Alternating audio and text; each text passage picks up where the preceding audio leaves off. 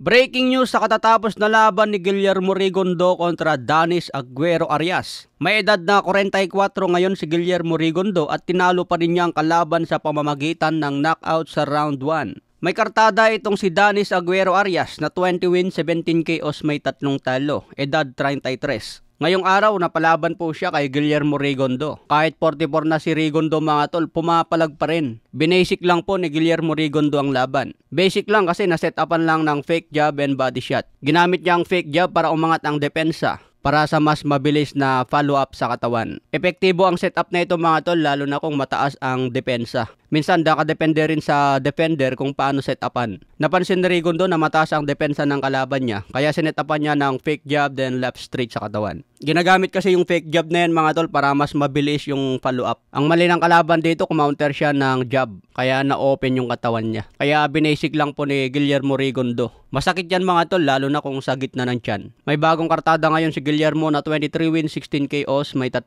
talo. Kung mapapansin niya po natin, natalo lang siya kay Vasily Lomachenko, Janrel Casimero at kay Vincent Astrolabio. Sa uling 3 laban ni Guillermo Rigondeaux natapos sa knockout. Talagang ayaw pa rin magretiro ni Guillermo Rigondeaux kahit 44 na. Sa ibang banda naman, nagpakita kanina si Mike Tyson ng galawan sa public workout. Makikita sa kanyang Mitch Pad workout, matindi pa rin ang galawan ni Mike Tyson. Pang-agresibo pa rin ang ginagawa ni Mike Tyson at may lakas pa rin ang kamao. Kaya nga sabi ni Teddy Boy Atlas, mag-ingat si Jake Paul sa loob ng 2 round. Round 1 and round 2. Kung mapaabot daw ni Jake Paul hanggang late round, pwede na niyang in-knockout si Mike Tyson. Pero 2 minutes per round lang ang laban mga tol, kaya may recover si Mike Tyson. Wag lang tamaan ng solid si Mike Tyson kasi 58 ng edad. Baka hindi na niya kakayanin tanggapin. May lakas pa naman ang kamao ni Jake Paul at pwedeng matumba si Tyson. Pero sabi nga po ni Mike Tyson, magandang kondisyon niya ngayon. Parang hindi raw 58 ang kanyang edad. So abangan po natin yan November 15. Undercard dyan ang laban ni Mario Barrios versus Abel Ramos at undercard din ang laban ni Cathy Taylor versus Amanda Serrano. Sa unang laban ni Serrano at Taylor, nanalo po noon si Taylor. Pero dikit ang laban nila. Kaya ngayon gustong maghigante si Amanda Serrano na 7 Division World Champion. Ito nga po ang sumunod kay pambansang kamao Manny Pacquiao na 7 Division Champion.